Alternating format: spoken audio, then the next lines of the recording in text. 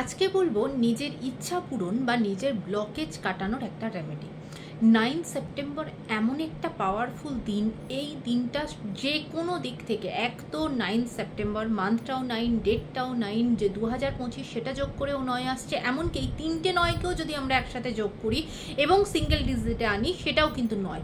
9 মানেই মঙ্গল, আবার 9 মানে হচ্ছে কিন্তু নবদুর্গা, নবগ্রহ। তার মানে এই দিনটা কতটা পাওয়ারফুল একটা দিন। এই দিন আমরা আমাদের জীবনের কোনো একটা ব্লকেজ কাটাতে পারি, কিংবা নিজের মনের কোনো ইচ্ছা ইউনিভার্সকে, নিজের আরাধ্যকে, নবদুর্গাকে, এমনকি হনুমানজির কাছে আমরা বলতে পারি এবং সেই মনের ইচ্ছাটা আমরা পূর্ণ করতে পারি।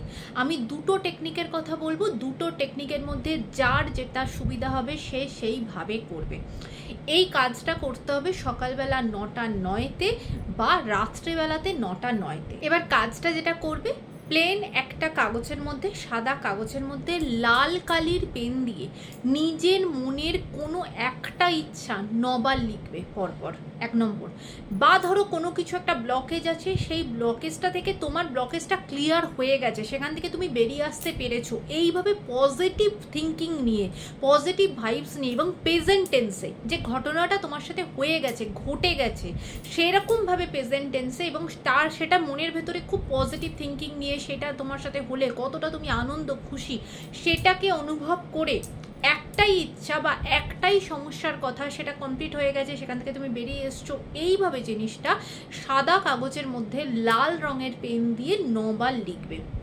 লিখে ওই কাগজটাকে মুড়ে ফোল্ড করে সেটা এবার তোমার বাড়ির কাছাকাছি যদি কোনো দুর্গা মন্দির থাকে বা হনুমানজির মন্দির থাকে এবং যাকে তুমি মানো তার পায়ের কাছে গিয়ে অর্পণ করে আসতে পারো। আর এমনকি সেটা তুমি তোমার বাড়িতেও করতে পারো। তোমার বাড়িতে যে ফটো বা মূর্তি আছে তার পায়ের কাছে, পায়ের নিচে, ফটোর নিচে বা মূর্তিটার নিচে সেই কাগজটাকে রেখে দিতে পারো। যখন তোমার কাজটা কমপ্লিট হয়ে যাবে তখন সেই কাগজটা তুমি জলে ভাসিয়ে দিলে, কোনো প্রবাহমান জলে ভাসিয়ে দিলে বা কোনো গাছের গোড়াতে পুঁতে দিলে, এরমভাবে কাজটা করতে পারো। সেটা হলো 1 নম্বর।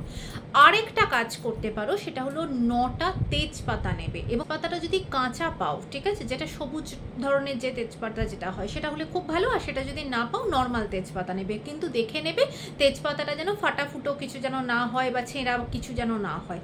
লাল কালির পেন দিয়ে, লাল কালির স্কেচ পেন হতে পারে, মার্কার পেন হতে পারে, কিন্তু কালিটা লাল কালির পেন দিয়ে 9বার লিখবে নিজের ইচ্ছার কথাটা বা নিজের ব্লকেজের কথাটা, কিন্তু এমনভাবে লিখবে যে ঘটনাটা তোমার সাথে হয়ে গেছে, ঘটে গেছে। যেমন ধরো তোমার চাকরির ওখানে কোনো সমস্যা হচ্ছে, যে এই জায়গা থেকে আমি খুব ভালো চাকরি পেয়ে গেছি, এখন আমি খুশি আছি, হ্যাপি আছি, এবং সেটাকে নিজের ভেতরে অনুভব করে যে তুমি কতটা আনন্দিত, সেইভাবে জিনিসটাকে লিখবে। এবং লাল রঙের একটা মোমবাতি নেবে, সেই মোমবাতির ওপর একটা করে ওই যে তেজপাতাটা সেটাকে তুমি পুড়িয়ে দিলে।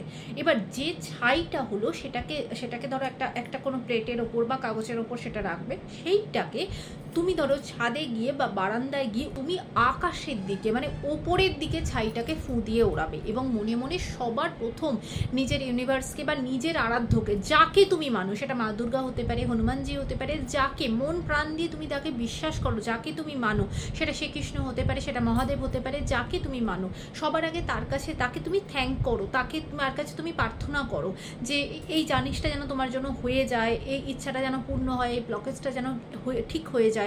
আর সবার আগে তাকে প্রণাম জানাও যে তুমি সুস্থ আছো, ভালো আছো, তোমাকে এত কিছু দেওয়ার জন্য তার কাছে তুমি গ্রেটফুল, এই জিনিসটা জানাও। এটা করবে এবং ওপর দিকে ফুঁটা দেবে।